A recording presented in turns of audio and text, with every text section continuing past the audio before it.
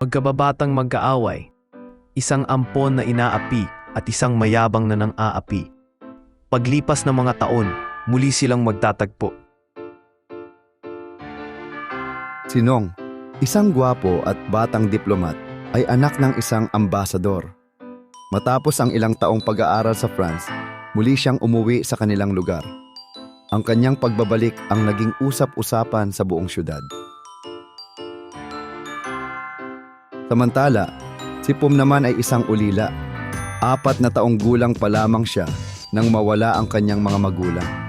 Mula noon, tuluyan nang nagbago ang kanyang buhay. Ang kanyang tiyahin ang naging tanging sandalan niya.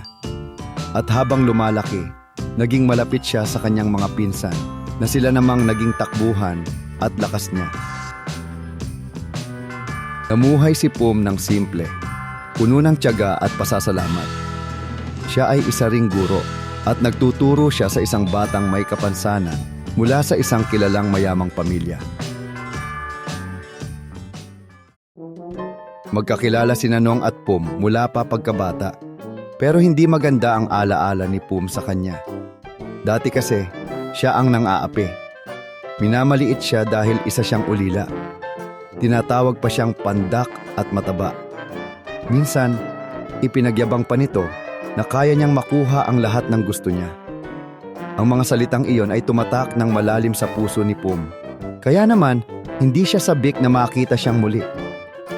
Kahit nakita na niya ang mukha nito sa pahayagan, wala namang ideya si Nong kung ano na ang itsura niya ngayon. Sa isang clubhouse party, may isang laro para sa mga binata at dalaga. Simple lang ang rules. Kung kanino ka na partner, kailangan mong sumayaw kasama siya. At sa di inaasahang pagkakataon, si Pum ay napunta kay Nong. Nagulat siya sa naging pares niya.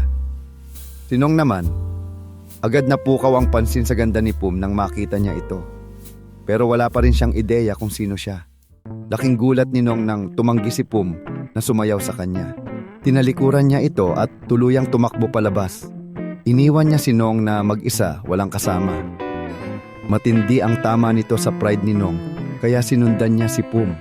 Sa buong buhay niya, wala pang babaeng tumanggi sa kanya.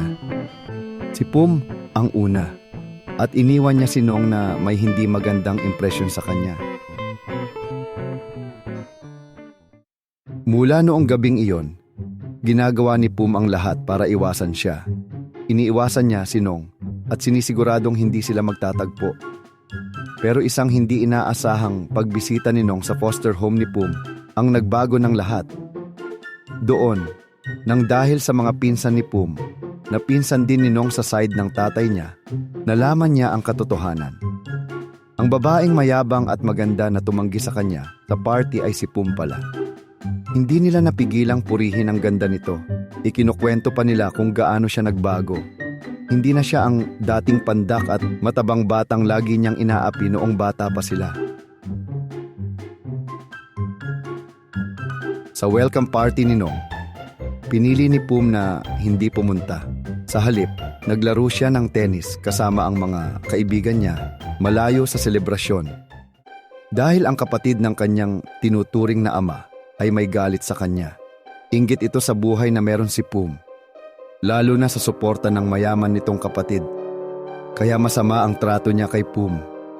Inaakusahan niya si Pum na ginagamit lang ang ganda para mang-akit ng mayayamang lalaki. Kasama ang kanyang anak, lagi nila itong sinisiraan at pinapaalalahanan na dapat alam niya ang kanyang lugar. Dahil sa sobrang ganda ni Pum, siya ay isang malaking banta. Karamihan ng kababaihan sa lungsod ay may interes kay Nong, pero siya ang laging agaw pansin. Kaya kung ano-ano ang sinasabi nila tungkol sa kanya kay Nong, na ginagamit daw niya ang ganda para akitin ang mayayaman. Samantala, nakatanggap si Nong ng sulat mula sa kanyang may sakit na matalik na kaibigan, hinihiling na dalawin siya, pero sa kanyang pagbisita, ang nadatnan niya ay ang ina ng kanyang kaibigan. May lungkot at galit sa mukha nito habang kinakausap si Nong tungkol sa isang babae. Ikinuwento niya na ang babae at ang kanyang anak ay magkasabay sa paaralan noon at naging malapit sa isa't isa. Dati pa, madalas bumisita ang babae sa kanilang bahay at kalaunan, nahulog ang loob ng kanyang anak sa kanya. Pero nang magkasakit ang binata, bigla na lang nawala ang babae at hindi na muling nagpakita. Para sa ina, iniwan niya ang kanyang anak dahil hindi na ito kapaki-pakinabang. Galit na galit siya sa babae at hiniling kay Nong na makialam. Tinanong ni Nong ang pangalan nito, pero hindi na maalala ng ginang. Hanggang sa matuklasan ni Nong na ang babaeng iyon ay si Pum. May masamang impresyon na si Nong kay Pum bago pa man niya ito tuluyang makilala. Samantala, ang kuya ng estudyanteng may kapansanan na tinuturuan ni Pum ay agad na nagkagusto sa kanya sa unang tingin pa lamang. Nahulog ang loob nito sa kabaitan niya, sa ganda at sa kanyang mabuting puso. Ito pala ay pinsan ni Nong, anak ng kapatid ng kanyang ina. Malaya niyang kinuwento kay Nong ang tungkol kay Pum. Sinasabi niya kung gaano ito kaganda, kabait at tapat. Pero sa halip na humupa ang hinala ni Nong, lalo lang itong tumindi. Mas lalo siyang naniwala na ginagamit ni Pum ang kanyang ganda para akitin ang mga mayayamang lalaki.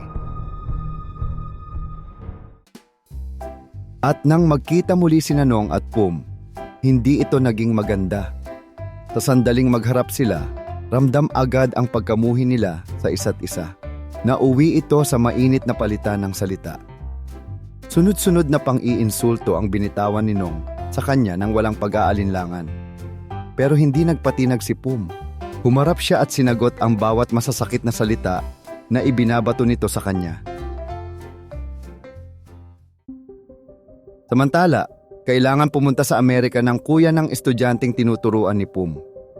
Hindi niya maaaring iwan mag-isa ang nakababatang kapatid sa kanilang bahay. Pero tumanggi ang bata na manatili sa mansyon ng kanilang ama. Takot siya sa kanyang mapang-aping madrasta. Kaya humingi ng tulong ang kuya nito sa pamilya ni Nong. Dahil magkakamag-anak, pumayag silang manatili muna ang bata hanggang makabalik siya. Hiniling din niya kay Nong na bantayan ang kapatid niya. At dahil dito, napilitan si Pum na pumunta sa bahay ni Nong para ituloy ang pagtuturo sa kanyang estudyante. Isang sitwasyon na hindi niya matakasan.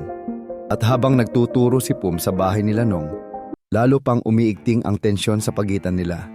Araw-araw na tuloy ang matatalim nilang bangayan. At pareho silang ayaw magpatalo. Sa mga mata ni Nong, si Pum ay mayabang, matigas ang ulo, at hindi marunong magpakumbaba. Ang tingin naman ni Pum kay Nong ay mapagmataas, makasarili, laging gustong panalo. Para sa kanya, minamaliit ni Nong ang lahat ng tingin niya ay nasa baba niya.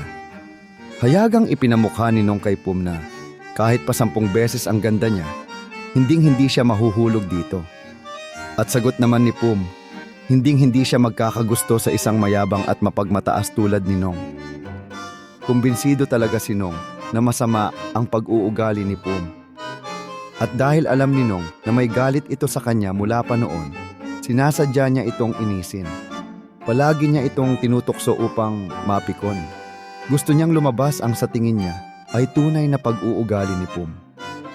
Pero kahit saan siya mapunta, puro papuri lang ang naririnig niya tungkol kay Pum.